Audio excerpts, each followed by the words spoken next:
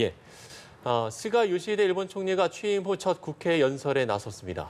우리나라를 중요한 이웃나라라고 언급하면서도 한일 간 최대 현안인 일제 강제징용 문제에는 선을 긋는 모습이었습니다.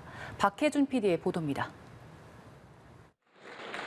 취임 후 첫 국회 연설에 나선 스가 요시히데 일본 총리는 한일 관계의 중요성을 강조하면서도 거리두기 방침을 바꾸지 않았습니다.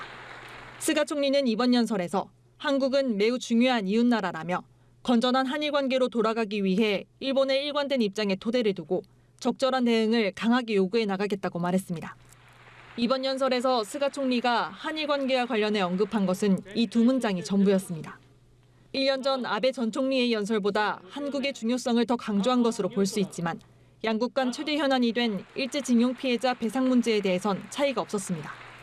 그동안 일본 정부의 입장처럼 한일 청구권 협정으로 징용 문제가 모두 해결됐고 한국 대법원 판결은 국제법 위반이므로 이와 관련해 한국 정부가 해결책을 제시해야 한다고 거듭 주장한 것입니다. 스가 총리는 북한에 대해선 납치 문제가 정권의 가장 중요한 과제이며 조건 없이 김정은 위원장과 직접 마주할 결의라면서 적극적인 대화 의사를 표명해 대비를 이뤘습니다.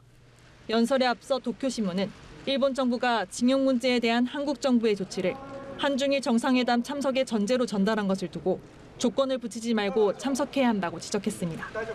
신문은 박근혜 전 대통령이 위안부 문제에 대한 일본의 전향적 대응이 한중일 회담 개최 조건이라는 인식을 보였던 것을 예로 들며 양국 간 문제를 조건으로 삼으면 개최 자체가 어려워진다고 했습니다. 아울러 당시 관방장관이었던 스가 총리가 이웃나라 정상을 만나는데 전제 조건을 달지 말아야 한다고 한 발언을 전하면서 자기 모순이라고 비판했습니다. 연합뉴스TV 박혜준입니다.